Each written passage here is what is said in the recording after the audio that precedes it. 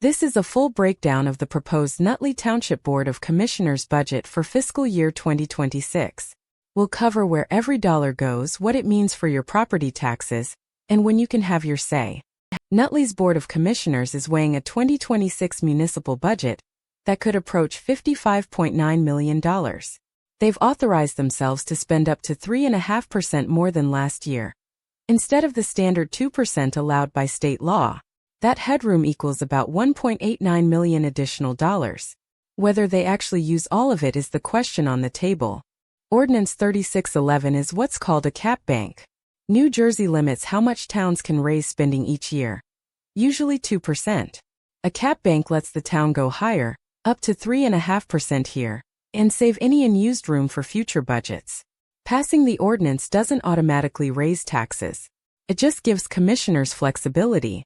While the line-by-line 2026 budget hasn't been released yet, Nutley's spending pattern is consistent year to year. Police and fire salaries and equipment make up the single biggest slice. Public Works covers road repair, trash pickup, and snow removal. Parks, pools, and recreation programs are funded here too. A big chunk of every municipal budget goes to employee benefits. Health insurance keeps climbing, and the township must contribute to state pension funds for both uniformed and civilian workers. These costs are partially exempt from the standard cap, which is one reason towns often need cap bank authority to keep up. Two budget categories operate outside the normal cap rules. Debt service is what the town pays each year on money it borrowed for things like fire trucks and road reconstruction.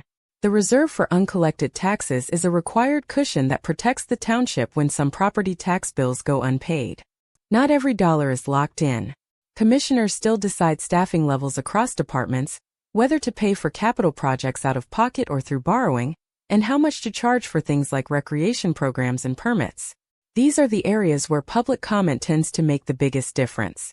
The exact tax impact won't be clear until the detailed budget drops.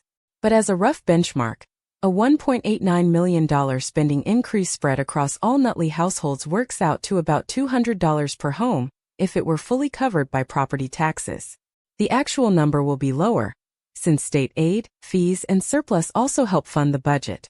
Here's an important distinction.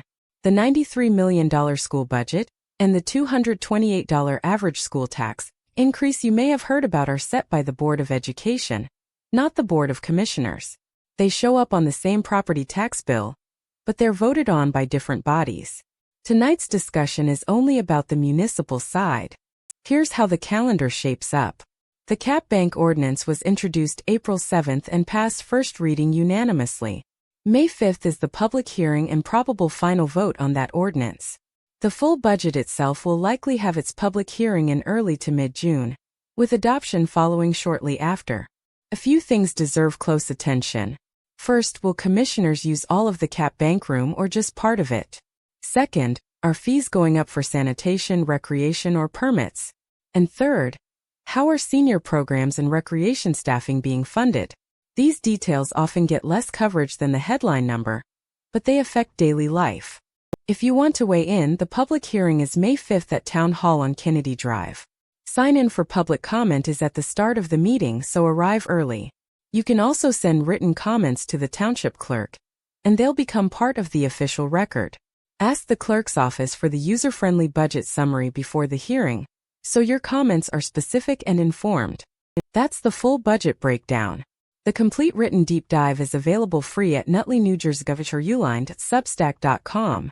Subscribe so you never miss an update.